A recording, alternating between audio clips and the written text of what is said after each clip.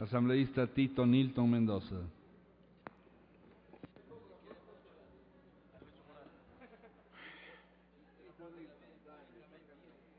Gracias, señor presidente. Pensaba que ya no me iba a dar la palabra, pero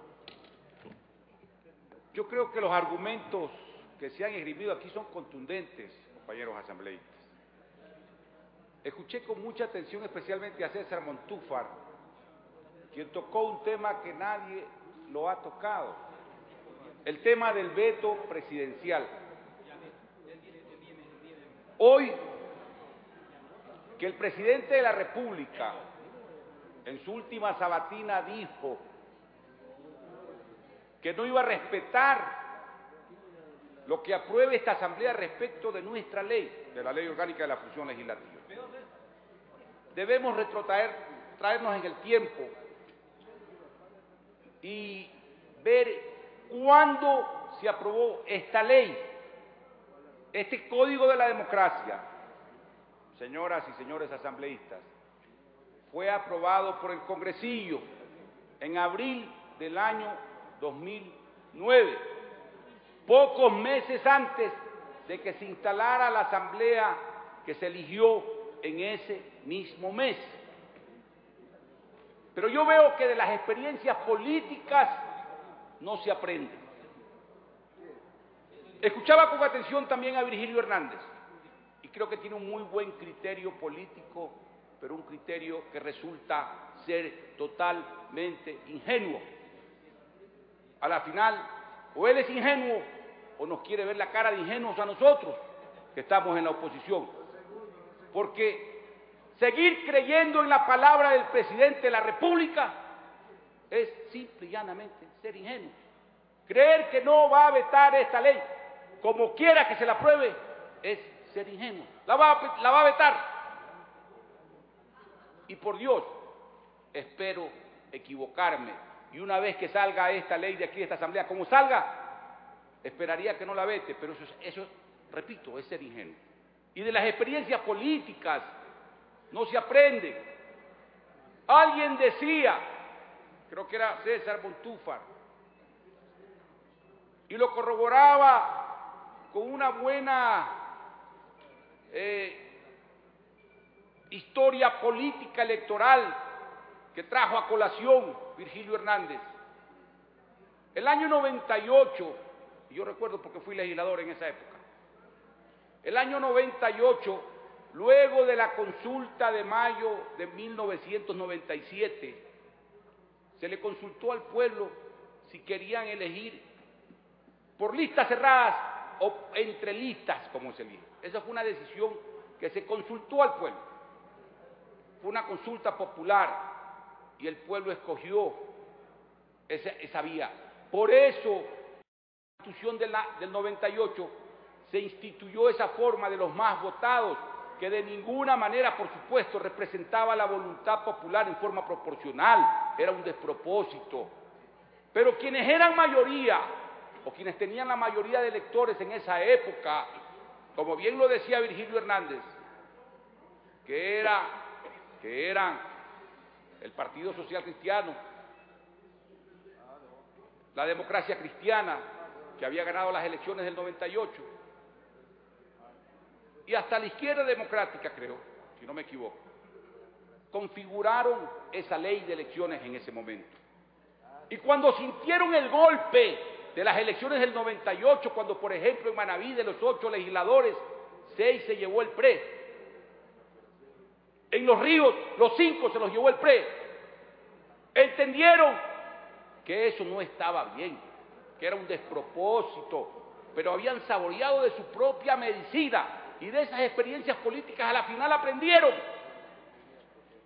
Yo, siendo aún legislador de esa tendencia, les decía que eso no estaba bien, pero se imponía la mayoría. Así como creo que ahora hay voces en el oficialismo que no están de acuerdo con este tipo de reformas que propenden a un despropósito en la representación, en donde las mayorías tengan todo y las minorías nada. Hay que ser equitativos y para eso debemos legislar en función de la nación, del país, del Ecuador, no en función del grupo que hoy gobierna o administra el país.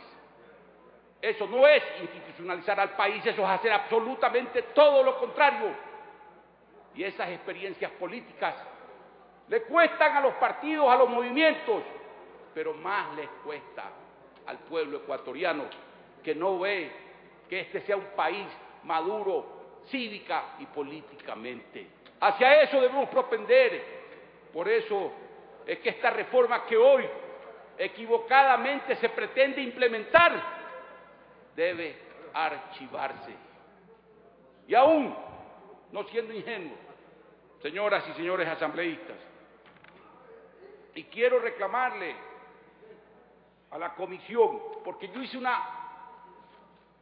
yo hice una propuesta por escrito que se la envié a la comisión y ni siquiera la mencionó el señor presidente de esa comisión. Pero me preocupa otro tema, señoras y señores asambleístas. Alguien que nadie ha tocado en esta reforma y que debió haberse tocado.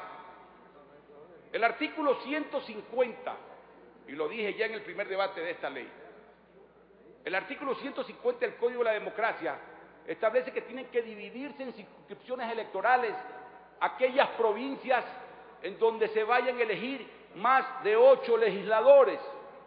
Eso es inconstitucional, porque el artículo 118 de la Constitución y la ley no puede modificar la Constitución.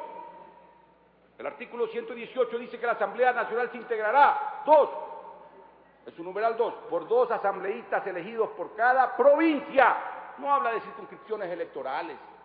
Entonces no puede la ley introducir este nuevo sistema de elección, y más aún cuando le da facultades que son totalmente indefinidas al Consejo Nacional Electoral para que haga y deshaga con estas circunscripciones.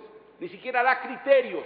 Propuse una disposición para que elimine esa disposición, ese artículo, el 150, por inconstitucional, o que al menos lo modifique, dándole mayor representatividad a esas circunscripciones. Por ejemplo, el caso de Manaví, señores. Manaví tiene, según el último censo, 1.300.000 habitantes y le tocaría elegir 9 representantes en la próxima elección. Se tendría que dividir en 2 circunscripciones electorales, una de 5 y otra de 4, ¿en base a qué criterios?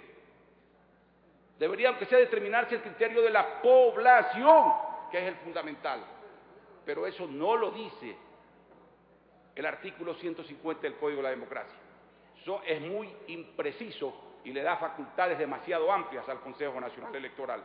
Mañana puede ser que se trastoque entonces la voluntad popular y la representatividad de esa provincia esté muy mal dada o resulte muy mal dada en unas elecciones que probablemente el Consejo Nacional Electoral, como está concebido por 5 funcionarios del gobierno, dependientes del gobierno, hagan y deshagan como les dé la gana para favorecer a las listas del oficialismo. Eso no es democracia.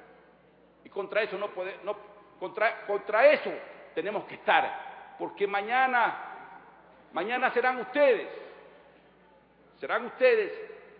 los que están en la mayoría, pero pueden estar en la minoría, o podrán ser grupos minoritarios que van a saborear de esa propia medicina que ustedes están implementando hoy día. Señor presidente, por último, la adjudicación de calles. Lo acaba de demostrar Andrés Roche. La forma más equitativa de la distribución, que propenda a la verdadera representación, es el método que está actualmente consagrado en la ley. Por eso yo propuse, y tampoco fue acogido por la comisión, de que no solo los asambleístas sean elegidos con ese método, sino todas las autoridades de elección popular que sean sometidas a una votación por listas. Lo último, respecto de la licencia, yo creo que es muy distinto que tengamos que pedir licencia a los asambleístas para ir a una reelección, que lo tenga que hacer alguien que ejerce una función ejecutiva, como el presidente de la República, o los alcaldes y los propios prefectos, porque ellos manejan recursos, hacen obras. Los asambleístas no manejamos absolutamente nada. Debería ponerse en la ley de que los asambleístas no tengamos que pedir licencia y que los otros sí, porque eso es lo democrático y eso es lo dable, señor presidente. Muchas gracias.